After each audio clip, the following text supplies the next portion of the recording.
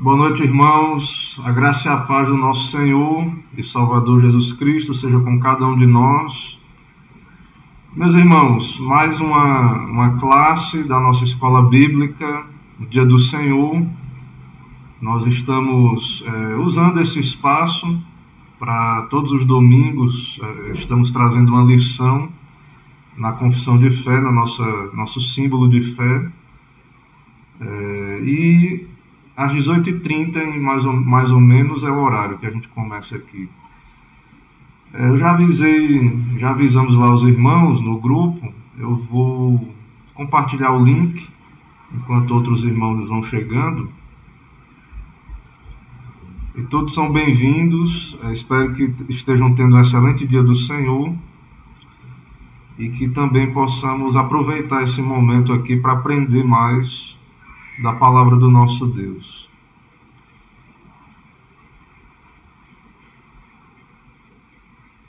Procurando aqui o link da transmissão.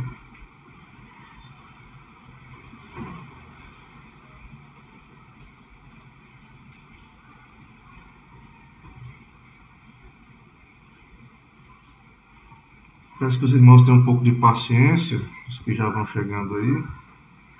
A gente vai... Daqui a pouquinho a gente começa a nossa classe, aí, uns 5 minutos mais ou menos de transmissão.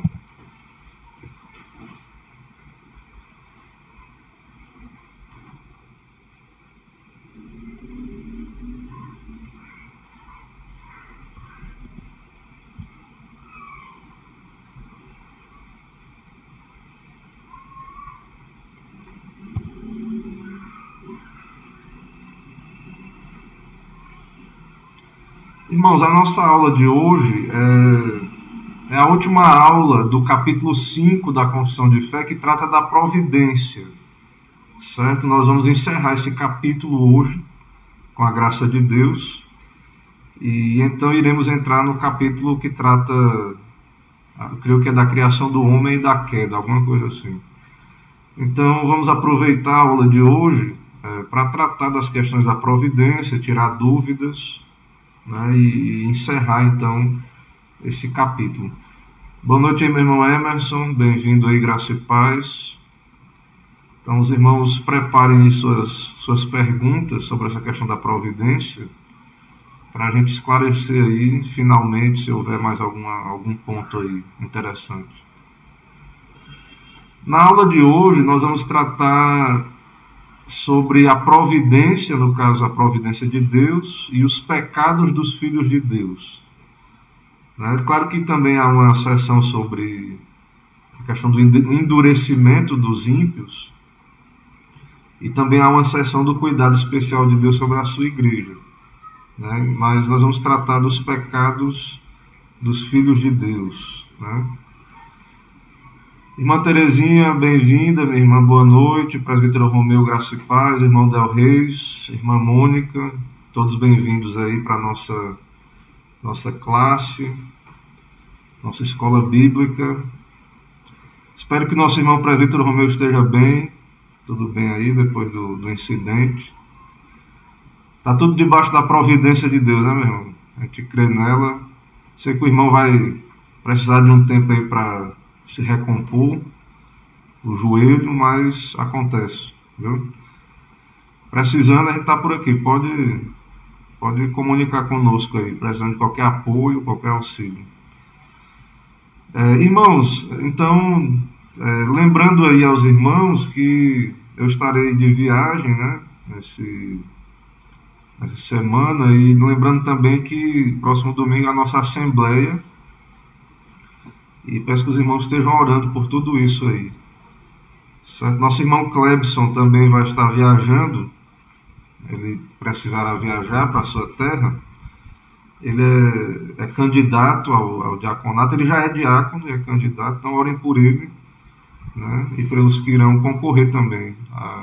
Na verdade não é concorrer, aqueles que Deus vai apontar para nós, como aqueles que irão assumir o ofício ali, mas há outros que vão nos ajudar, ou que são diáconos já também. Irmã Zuleide, bem-vinda, graça e paz, Deus abençoe. Irmãos, vamos orar. Então vamos começar orando. Outros irmãos vão chegando aí aos poucos. Vamos orar. Senhor, nosso Deus, muito obrigado por mais um dia teu, dia dedicado ao Senhor, poder te adorar na tua casa, poder também, ó Deus, aprender mais da doutrina do Senhor, da tua palavra, meditar nessas verdades, louvar o teu nome, ó Deus, pelo teu governo, a tua soberania, porque o Senhor cuida de nós, o Senhor cuida da tua igreja, todas as coisas cooperam para o bem daqueles que amam a Deus, e também o Senhor está no controle, ó Deus, de todas as coisas, nada escapa da tua providência. Ó Deus, que essa doutrina venha trazer louvor aos nossos corações, gratidão, que também nos traga humildade e que possamos nos apegar àquilo que é da Tua palavra, ó Pai, naquilo que será ensinado, que o Teu Espírito aplique aos corações a Tua verdade. Nos abençoa, ó Pai, esclarece o Senhor mesmo toda dúvida, ilumina. Ao que pedimos em nome de Jesus, oramos. Amém. Ok, irmãos, então vamos começar. Vamos começar nossa lição aqui. Irmãos, esse livro eu tenho usado, eu faço referência, viu, irmãos, aos livros, porque o texto que nós vamos ver aí são citações desse material. Então, eu já mostrei o livro para não dizer que eu estou plagiando os autores, né? Então, os irmãos já sabem aí a fonte, né? Então, a maioria das coisas são citações, embora não tenha referência bibliográfica lá na frente, algumas vezes, mas são citações. Então, temos aí o Guia de Estudos da Confissão de Fé, Charles Van Dixhoorn, e temos o livro do pastor Paulo Anglada, que acaba aqui, esse livro aí, Só lhe deu glória, o Ser e as Obras de Deus, ele encerra o livro nesse capítulo que nós vamos encerrar. Então, ele vai tratar da doutrina de Deus e da providência, né, nesse livro aí. Então, no capítulo 5 da providência, a seção 5, vai tratar do título lá da nossa lição, o pecado, né, dos filhos de Deus e a providência. Então, no capítulo 5, na seção 5, nós vamos ver isso, essa doutrina da nossa confissão de fé.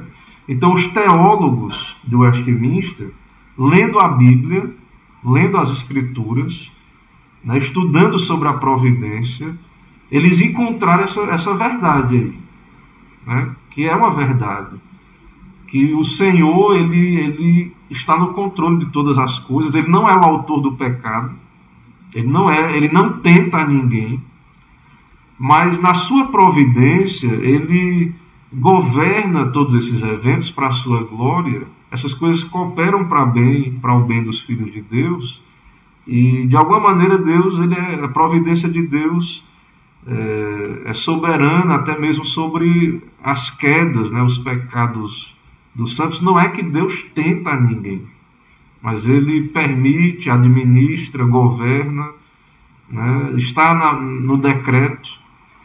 Essas coisas estão no decreto e cumprem um propósito de Deus. E a vontade de Deus, não no sentido que Deus tenta ou aprova o pecado, mas nós vamos ver aqui que ele vai usar essas circunstâncias para o nosso bem e para a glória dele. Então o texto ele vai dizer aí da confissão, depois vamos ver na Bíblia, né, onde foi que eles tiraram essa verdade aí. Mas o texto diz o seguinte: o muito sábio, justo e gracioso Deus, muitas vezes deixa por algum tempo seus filhos entregues a muitas tentações e à corrupção dos seus próprios corações.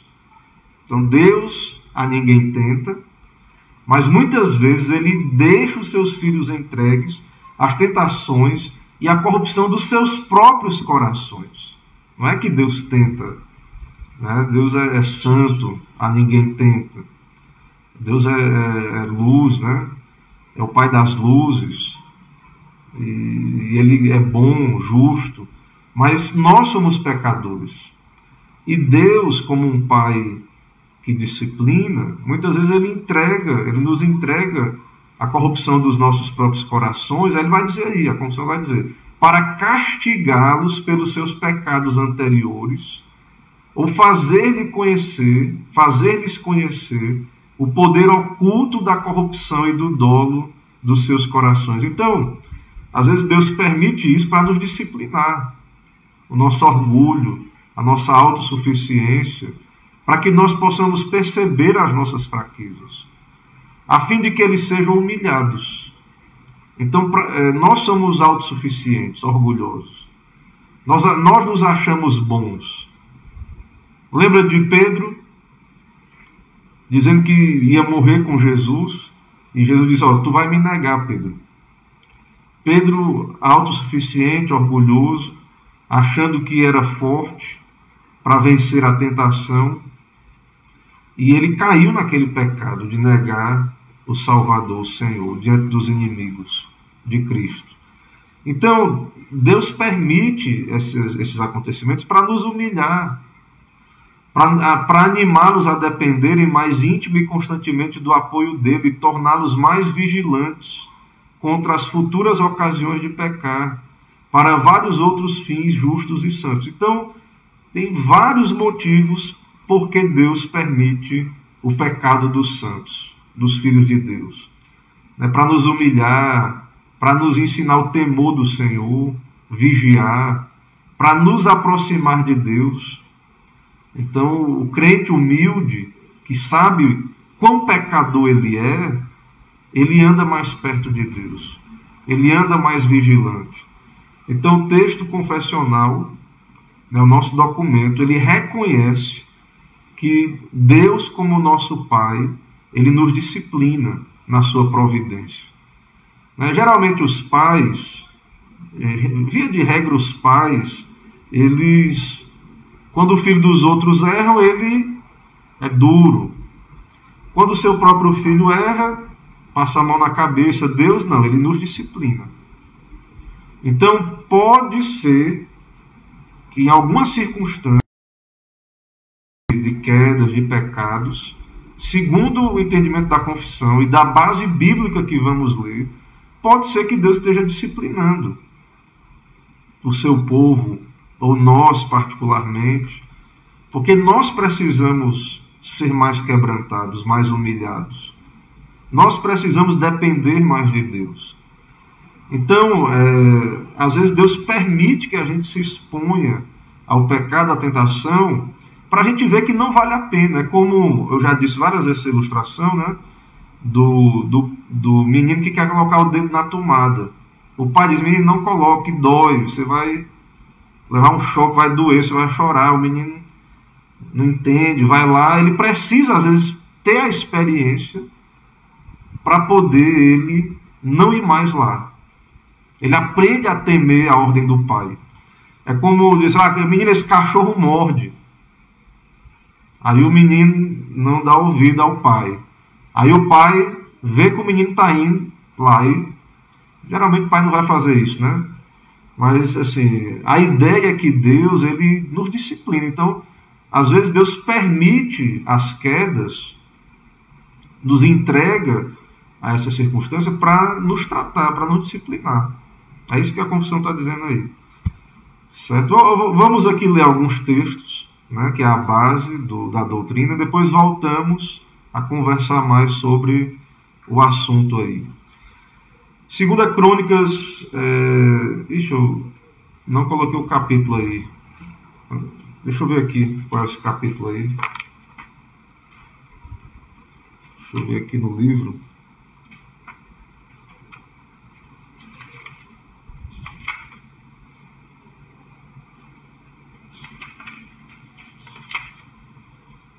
Segunda Crônicas 32, verso 25 a 26. Então é um texto aí do Antigo Testamento, vamos ver aí o que é que a palavra de Deus diz. Mas não correspondeu Ezequias aos benefícios que lhe foram feitos, pois o seu coração se exaltou, pelo que houve ira contra ele, contra Judá e Jerusalém. Então Deus abençoou muito o rei, mas ele se exaltou, né? Ele não respondeu com humildade, com gratidão, com louvor. E Deus se irou contra Judá e Jerusalém. Depois Ezequias se humilhou. Ezequias, porém, se humilhou por ter se exaltado o seu coração, ele e os habitantes de Jerusalém. E a ira do Senhor não veio contra eles nos dias de Ezequias. Então Deus queria fazer o bem a Jerusalém, né, os habitantes de Jerusalém. Então Deus permitiu, quando falo permitir, irmãos, isso não tira a responsabilidade de Ezequias, né? Está na providência de Deus. Então ele pecou, Deus, na providência de Deus, Deus administrou essa situação. Depois ele se arrependeu e isso trouxe livramento para o povo ali. Porém, depois Ezequias pecou. Verso 31. Contudo, quando os embaixadores dos príncipes da Babilônia lhe foram enviados para se informarem do prodígio que se dera naquela terra, Deus o desamparou para prová-lo e fazê-lo conhecer tudo o que lhe estava no coração. Veja aí a linguagem do texto. Deus o desamparou para prová-lo. Né? Deus não tenta, mas ele pode, né, provar. E aí ele diz por quê? Para fazê-lo conhecer o que estava no coração. Certo? Então, Deus administra essas circunstâncias, ele pode fazer isso. Né? E ele faz isso, todas as coisas cooperam para o bem daqueles que amam a Deus, para aqueles que foram chamados de acordo com o seu propósito. Agora no Novo Testamento, 2 Coríntios 12, de 7 a 10, o apóstolo Paulo, citando aí um caso em que Deus humilhou o apóstolo Paulo, né? 2 Coríntios 12, de 7 a 10, diz assim a palavra aí, a palavra do Senhor. E para que não me ensoberbecesse com a grandeza das revelações, foi-me posto um espinho na carne, mensageiro de Satanás, para me esbofetear, a fim de que não me exalte. Então, Paulo, um apóstolo fiel, recebeu grandes revelações, mas é homem, é pecador, tem corrupção, tem soberba no seu coração. Então Deus mandou um espinho na carne, um mensageiro de Satanás para esbofetear, para que Paulo não se exaltasse. Há um debate entre os teólogos o que é esse espinho na carne. Mas ele orou, por causa disso, 3 vezes pediu ao Senhor que o afastasse de mim. Então ele me disse, a minha graça te basta, porque o poder se aperfeiçoa na fraqueza. Né? A confissão cita só até o verso 9, eu coloquei o final, né? Mas ela cita só até o verso 9. Então Deus diz, a minha graça te basta, porque o poder se aperfeiçoa na fraqueza. E Paulo diz, de boa vontade, pois, mais me gloriarei nas fraquezas, para que sobre mim repouse o poder de Cristo. Certo? Então, Deus nos prova, Deus envia circunstâncias para nos humilhar, para nos ensinar a confiar nele, né? Para revelar nossa fraqueza, para que repouse sobre nós o poder de Cristo, né? Para que não seja pela capacidade do homem, mas pela graça de Deus. Aí o caso de Pedro, né? Pedro, é o caso aí o texto, né? Que Pedro nega Jesus, certo? Marcos 14, de 62 a 72, 66 a 72. Então é muito conhecido esse texto, né? Pedro nega que estava com Jesus, diz que não conheço, não sei nem o que você está dizendo. E a criada depois disse de novo, é um deles. Este é um deles. Aí ele disse, ele negou. E depois, mais uma vez, as pessoas que estavam ali disseram, verdadeiramente é um deles, porque também tu és galileu. E ele praguejou e jurou, não conheço esse homem de quem falais. 3 vezes, né? Ele negou com toda a convicção, né, diante daquele povo lá. E Jesus tinha dito para Pedro o quê? Antes que 2 vezes o galo cante, tu me negarás 3 vezes. E aí Pedro lembrou e chorou.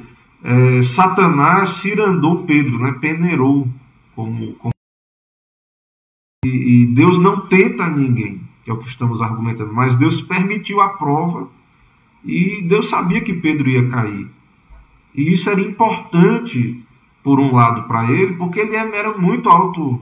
Pedro, vou morrer com o Senhor, não, vou morrer, se precisar morrer, eu morro. Não conseguiu nem confessar Jesus diante das pessoas. Então Pedro precisava disso.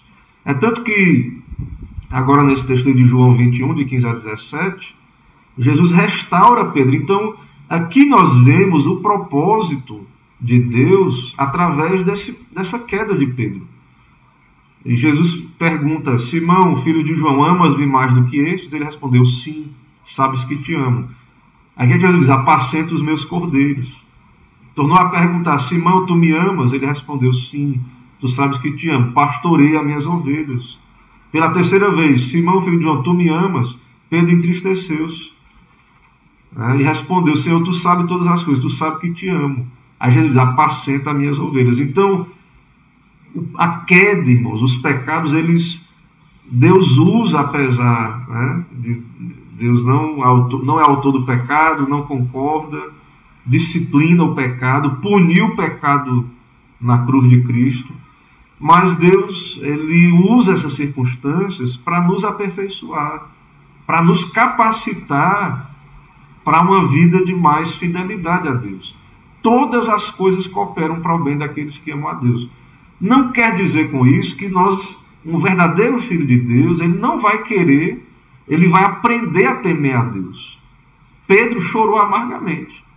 O texto vai dizer, caindo em si, desatou a chorar. Ele sofreu grandemente. E quando caímos em pecado, nós sofremos.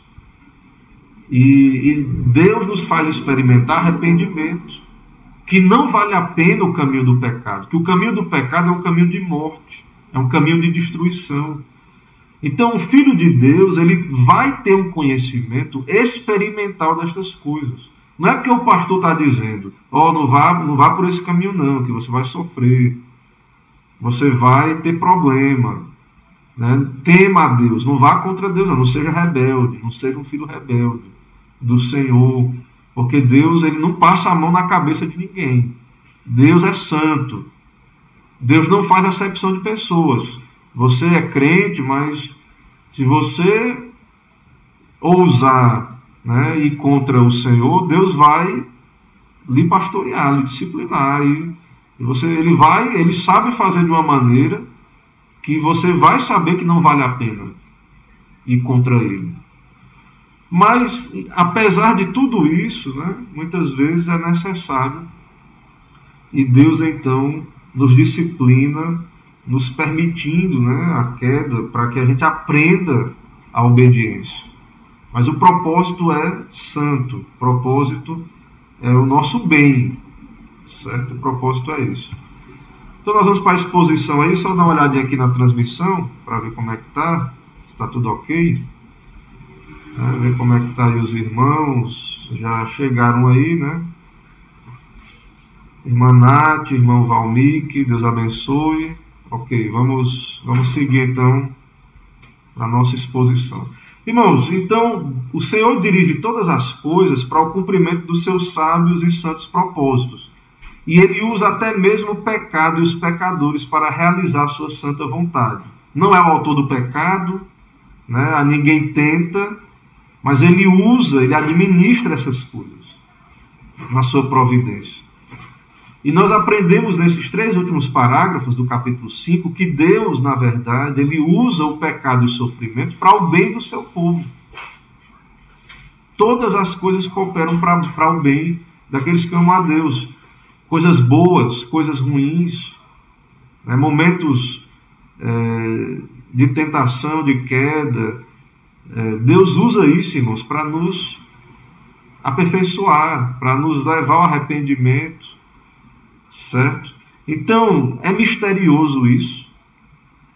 Não é recomendável a pessoa querer ir para o pecado dizendo que vai experimentar essas coisas. Mas esse é um fato que vai acontecer na vida cristã, os altos e baixos. É porque somos falhos. O espírito está pronto, como o Senhor Jesus diz, mas a carne muitas vezes é fraca e nós somos surpreendidos em faltas. Isso deve nos levar à humildade, Para o ímpio, as bênçãos de Deus que recebe apenas agravam as suas punições. Nós vamos ver mais à frente, na próxima sessão, que Deus abençoa o ímpio, o não eleito, e ele não se arrepende. E isso acaba agravando as suas punições. Também vamos ver, na última sessão que vamos estudar hoje à noite, que Deus opera todas as coisas para o bem da igreja. Certo? Nós vamos ver isso também. Mas a pergunta agora, o nosso muito sábio, justo e gracioso Deus nos deixa enfrentar pecado e sofrimento. Deus é santo? É. Deus é bom, é justo? É. Então por que Deus nos permite, né, continuar nesse mundo sujeito às tentações, ao pecado, e que vai trazer sofrimento? Viver no mundo, irmãos, ser pecador, conviver com pecadores, né, vai haver tribulação, sofrimento. E Deus não é santo, o Senhor não é santo? Sim. Então por que Ele nos deixa à mercê da corrupção de nossos pecados? Por que Ele não nos leva logo para a glória? Não nos tira logo, né?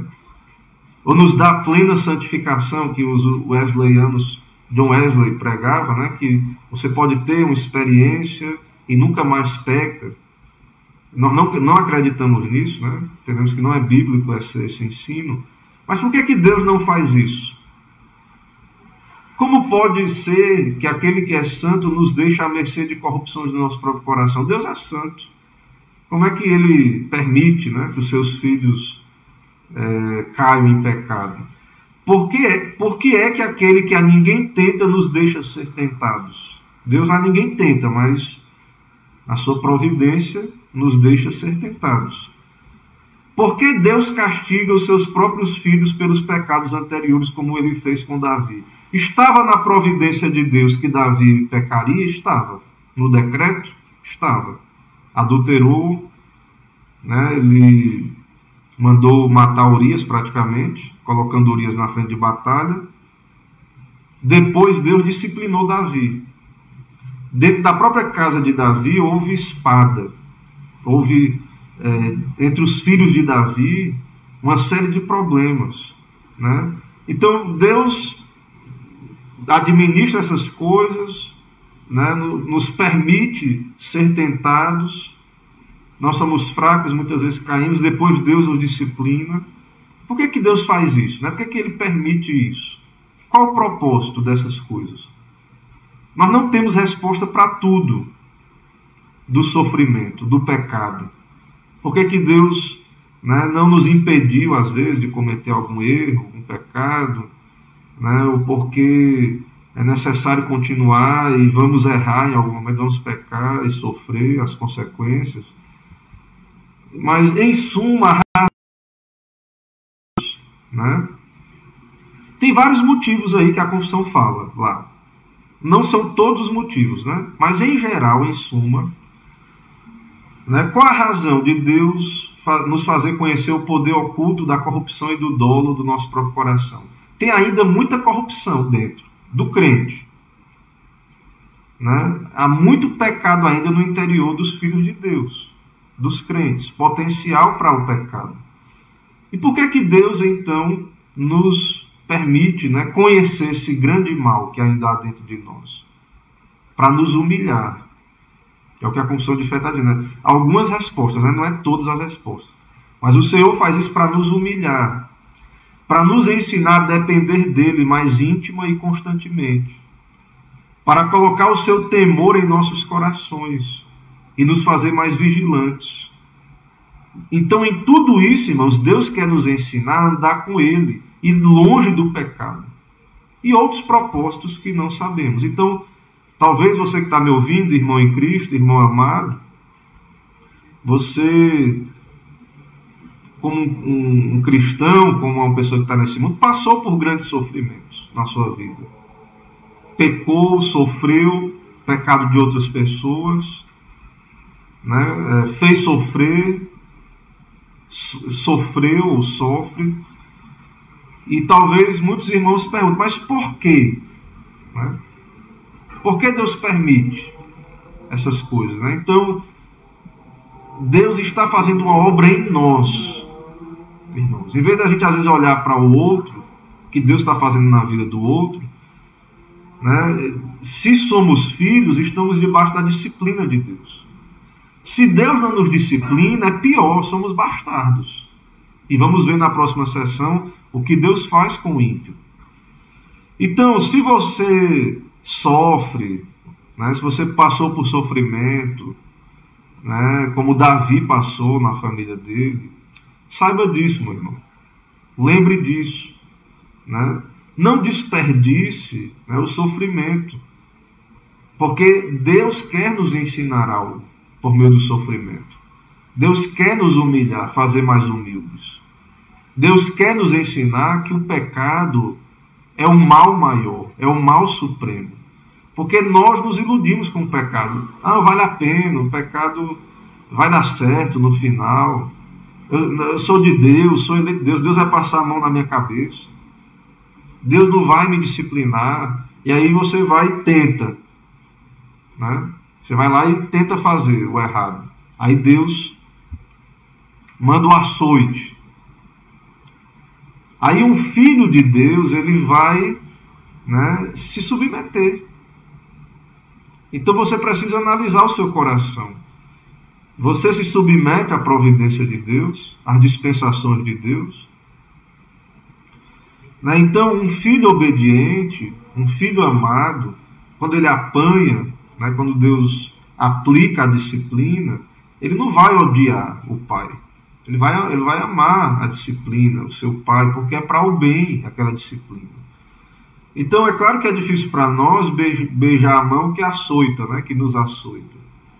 Mas o coração regenerado, o Filho de Deus, irmãos, ele crê nessas verdades que eu estou trazendo aí, são bíblicas, que Deus está por trás de todas as circunstâncias e que, independente do outro, de quem fez isso ou quem fez aquilo, independente de qualquer coisa, Deus, a providência de Deus está por trás de tudo. Então nós não olhamos só para aquele que fez o mal, mas nós sabemos que Deus é Pai, né? Que Ele tem um propósito. Eu não sei o porquê totalmente, não tenho resposta para tudo. Mas em geral Deus quer nos ensinar quão terrível é o pecado e como devemos andar longe do pecado. E outros fins justos e santos que pertencem a Deus. O porquê do sofrimento e do pecado. E dessa permissão aí, desse decreto, né, que inclui as nossas quedas, né, os nossos pecados também. Então essa é a primeira sessão aí de hoje, às 5, vamos agora para a sessão 6, vamos ver aí como é que está a transmissão, se tem alguma dúvida, alguma pergunta dos irmãos. Né? Irmãos, eu assim, não estou vendo até agora nenhuma pergunta, então, ok. Me ajude aí se aparecer e eu não ver a pergunta, mas vamos seguindo aí, certo? Todos são bem-vindos aí a participar e estar conosco aí na nossa transmissão. Então vamos seguir, irmãos. Seção 6. Agora vai falar dos ímpios, dos rebeldes, dos não eleitos, né, dos não regenerados. Quanto àqueles homens malvados e ímpios que Deus, como justo juiz, cega e endurece em razão de pecados anteriores, Ele somente lhes recusa a graça pela qual poderiam ser iluminados em seus entendimentos e movidos em seus corações, mas às vezes tira os dons que já possuíam. Então, irmãos, Deus, muitas vezes, ele julga, ele traz juízo sobre os ímpios, endurecendo seus corações, retirando a graça pela qual eles poderiam ser iluminados. Não é que Deus infunde mal no coração deles, eles já são rebeldes, eles já são ímpios, já são pecadores. Mas Deus muitas vezes tira os dons que já possuíam e os expõe a objetos que a sua corrupção torna ocasiões de pecado. Então Deus os entrega aos seus corações corruptos. Além disso, os entrega às suas próprias paixões, às tentações do mundo e ao poder de Satanás. Assim acontece que eles se endurecem sobre as influências dos meios que Deus emprega para o abrandamento de outros. Então, a mesma providência que humilha o crente, que quebranta o crente, endurece o ímpio. Deus manda um sofrimento, um câncer, né? Um filho rebelde. Para o crente, né, Davi, né, os filhos de Davi, um matando o outro. Para o crente, isso humilha, isso quebranta o coração. Mas já para o ímpio, isso traz dureza, endurecimento. E nós devemos olhar o nosso coração para ver o que é que essas providências estão causando em nós. Qual é a reação interna? Fazer um autoexame. Porque é muito triste isso que nós vemos aí, é o que acontece com almas não regeneradas. Vamos ver a base bíblica. Vários textos aqui vão ser citados, e até alguns falando de Israel, que era o povo de Deus, que foi endurecido. Romanos 11:7. Que diremos, pois, o que Israel busca, isso não conseguiu, mas a eleição alcançou.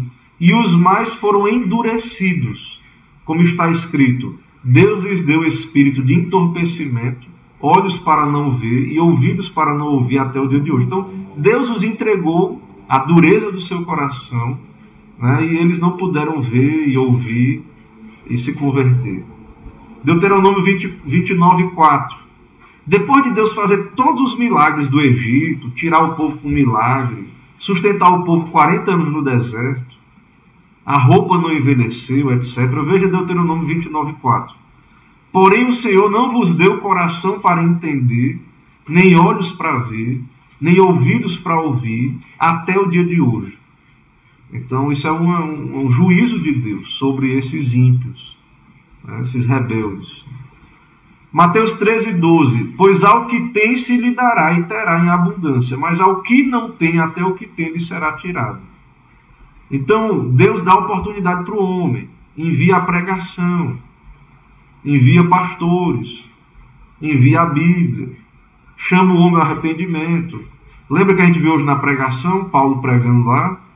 Aí o povo vira as costas, não quer. Aí Deus tira a pregação. Manda o ministro para outro lugar, para quem quer ouvir. Então, o ímpio, ele acha que ele vai ter sempre as oportunidades de Deus, os dons de Deus. Ele tem tempo, ele tem saúde, oportunidade de servir a Deus, de se arrepender.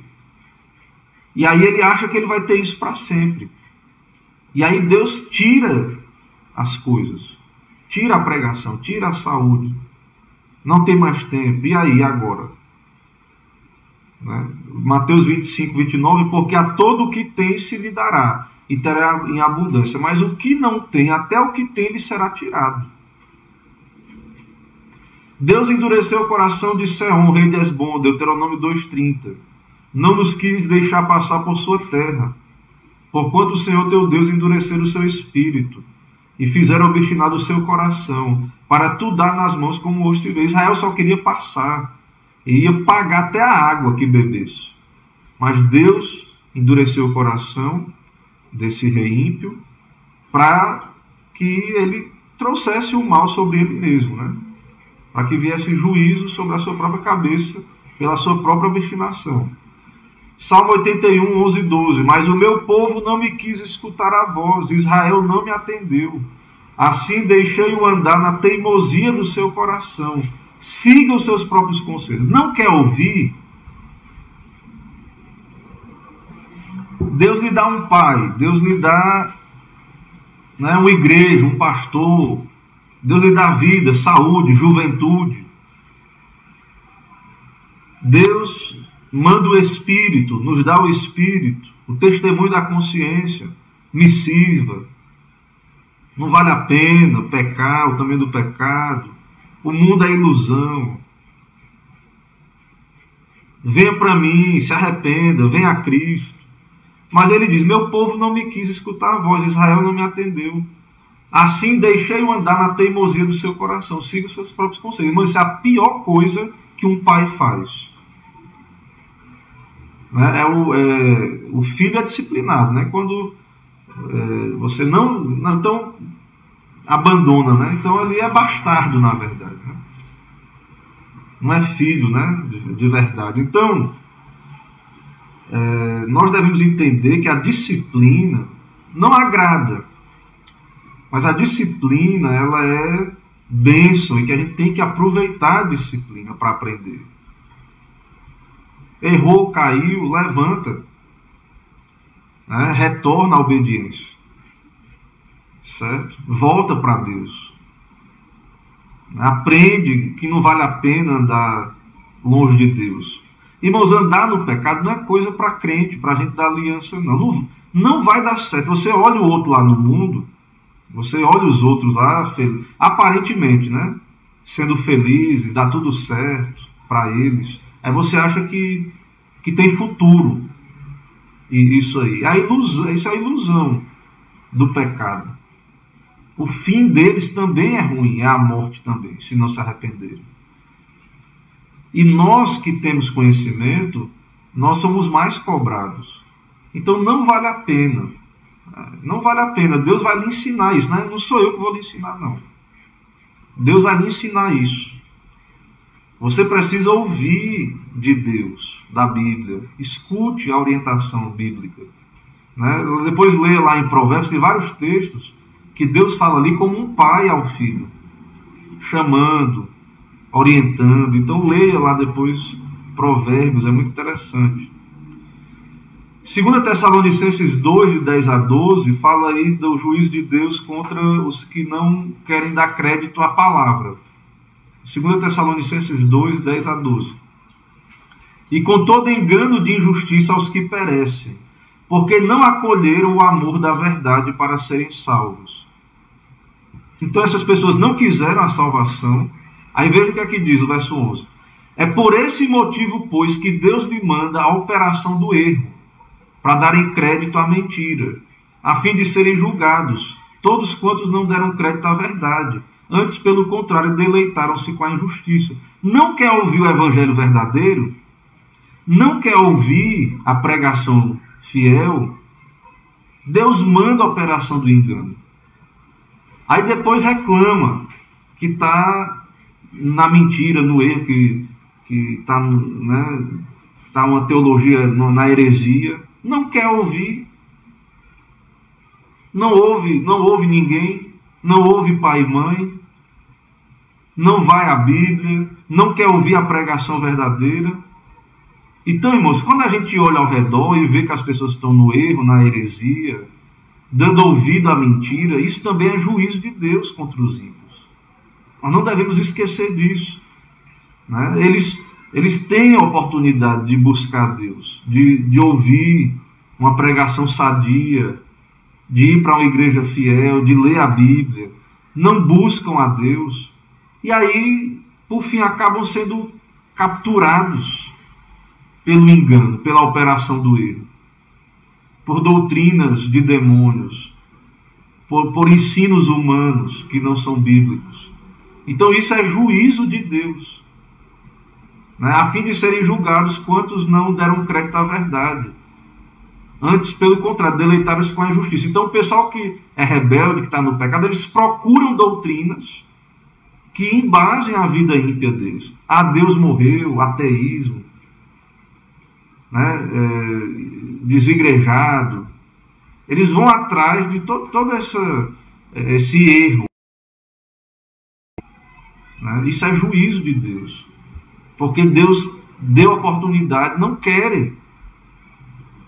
Então, assim, por um lado, né, a gente tem que entender isso, que tem gente que está debaixo desse juízo aí. Deus pode operar o mal para o bem, né? Ele pode usar todas as coisas. O irmão de José venderam José e Deus usou aquilo para o bem, né, para o livramento. Mas ele também retém o bem. Deus é soberano, ele é livre, ele não é obrigado a dar os seus dons para quem pisoteia, para quem rejeita, para quem vira as costas. E no certo sentido, até ele opera o bem para o mal. Às vezes Deus envia o bem, envia, e aquela pessoa é ímpia. E ela não vai querer, isso vai ser... Ela vai acabar sofrendo as consequências disso, né?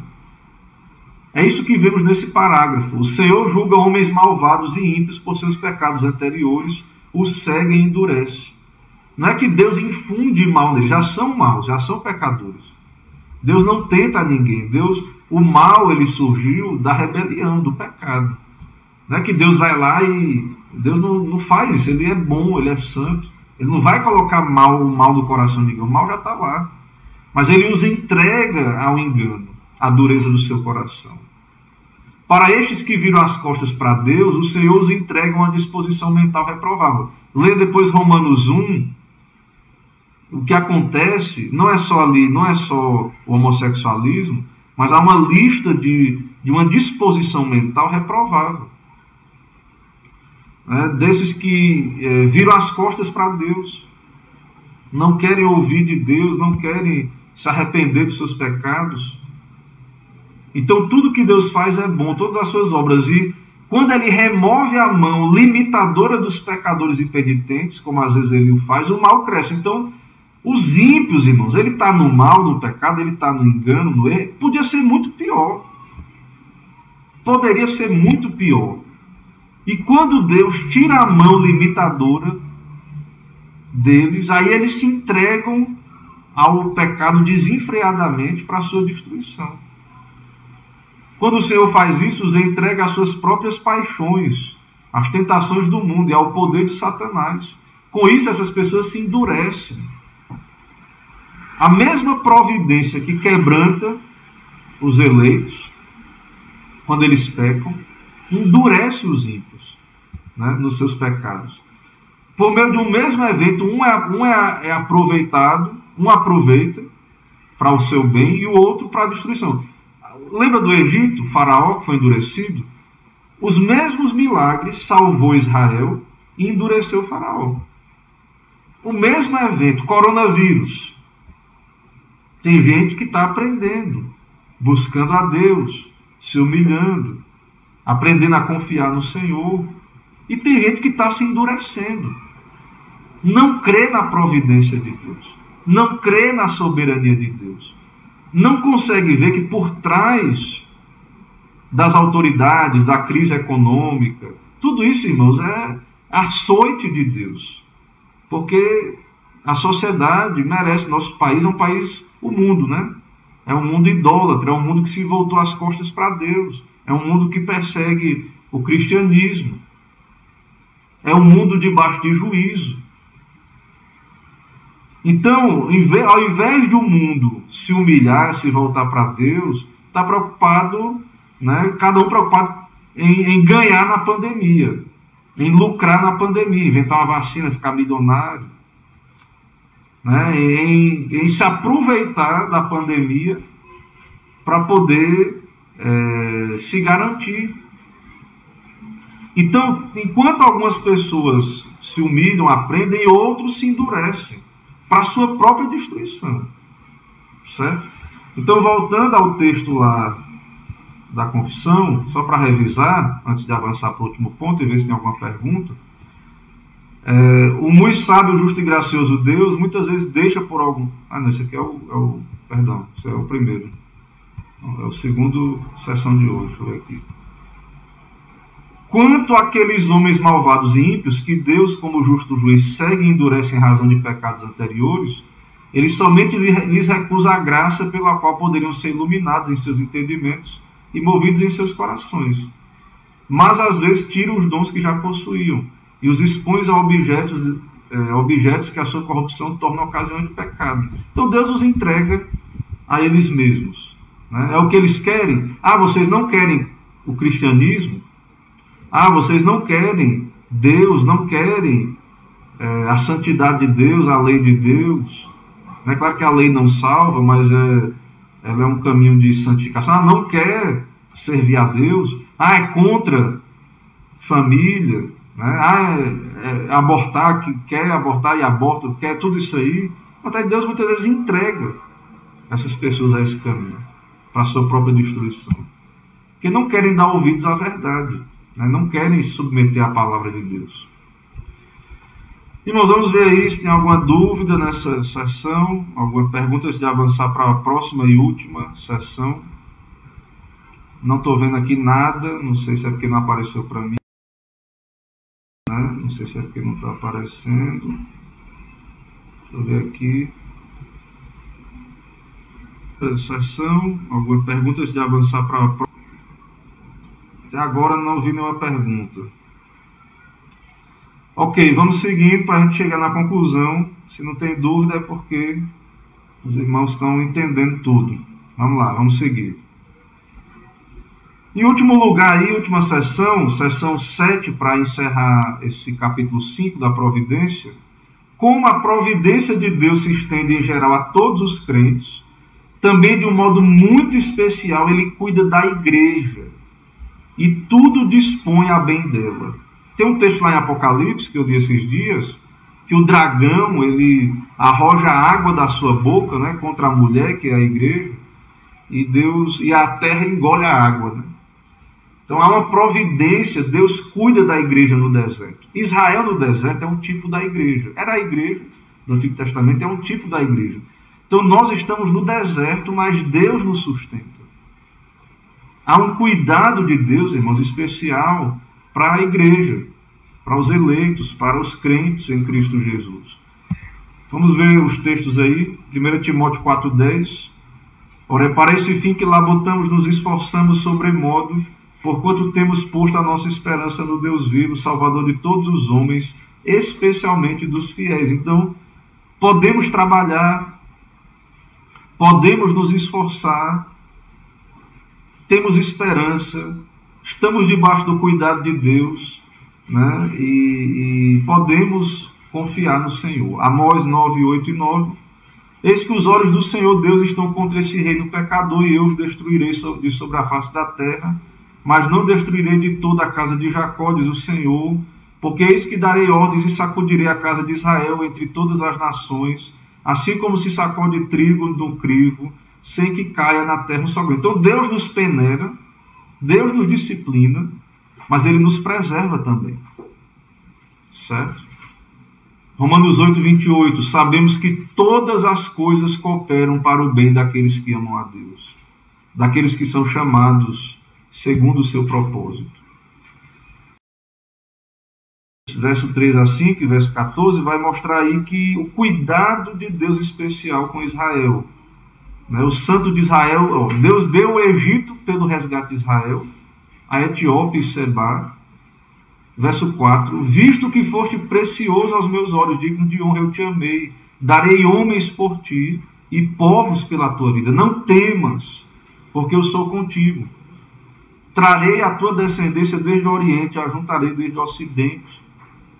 Assim diz o Senhor, verso 14, que vos redime, o Santo de Israel. Por amor de vós enviarei inimigos contra a Babilônia, e a todos os de lá farei embarcar como fugitivos, isto é, os caldeus, nos navios com os quais se vangloriavam. Então, Deus guarda a igreja, Deus protege a igreja, e é por isso que a igreja não foi destruída, engolida na história, porque Deus cuida da igreja numa providência especial. Aqui o pastor Paulo Anglada, no seu livro, ele diz, o último parágrafo da Confissão de Fé, dessa seção aí, professa o que se pode chamar de providência especialíssima.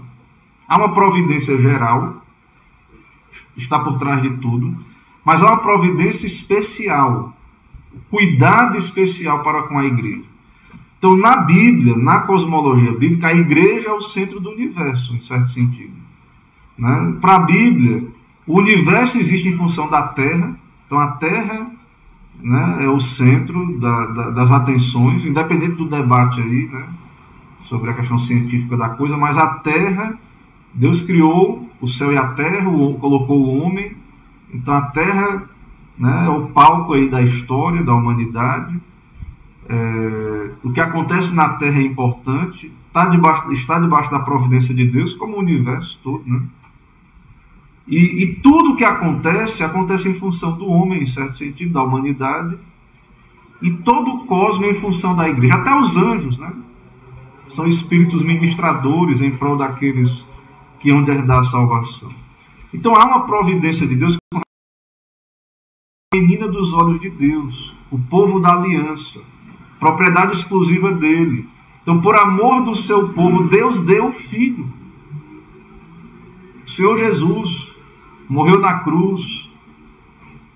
Então há uma providência especial. Todas as coisas cooperam para o bem daqueles que amam a Deus.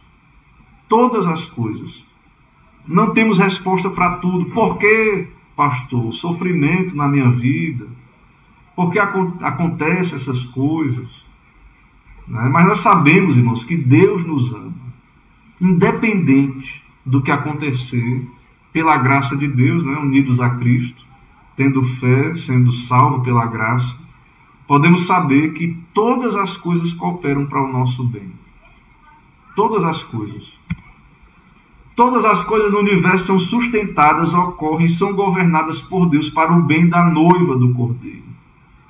Tudo, inclusive a noiva, é para a glória de Deus. Portanto, graças sejam dadas a Deus, louvores sejam tributados ao seu nome.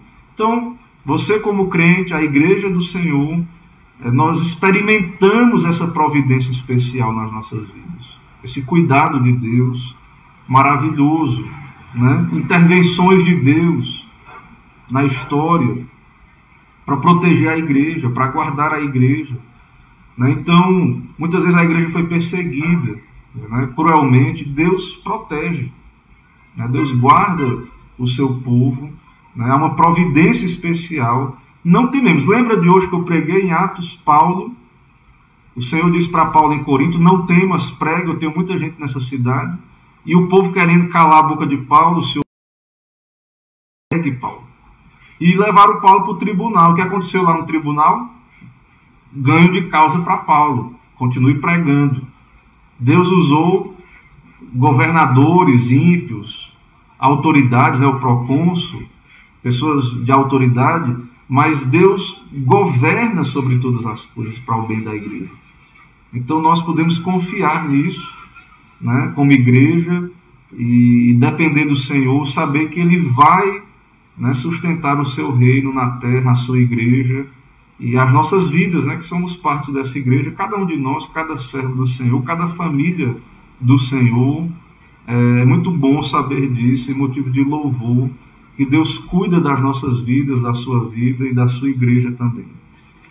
Irmãos, eu encerro aqui a exposição aí do argumento. Então agora vamos ver mais uma vez se tem uma participação ou não.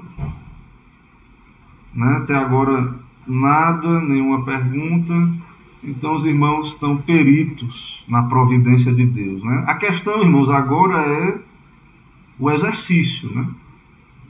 Nós precisamos experimentar e praticar essas verdades. Certo? É muito fácil, né, ter a carteirinha de presbiteriano e crer que Deus é soberano, que Ele elege, que Ele é para a providência de Deus. E quando acontece na minha vida e na sua vida o problema? Quando acontece a tragédia, a dor, o sofrimento, né, nas nossas vidas, cremos que a vontade de Deus, o decreto de Deus se cumpriu. Né, e nós então devemos nos submeter ao Senhor. Certo? Então nada é por acaso, tudo está cumprindo o plano de Deus, o propósito de Deus, e nós nos alegramos nisso grandemente. Irmãos, não tendo dúvidas, né, eu encerro aqui a nossa classe, vamos orar. Né, Deus abençoe, espero que tenha sido proveitoso. Vamos mudar o tema da confissão de fé, vamos continuar estudando nossa confissão de fé.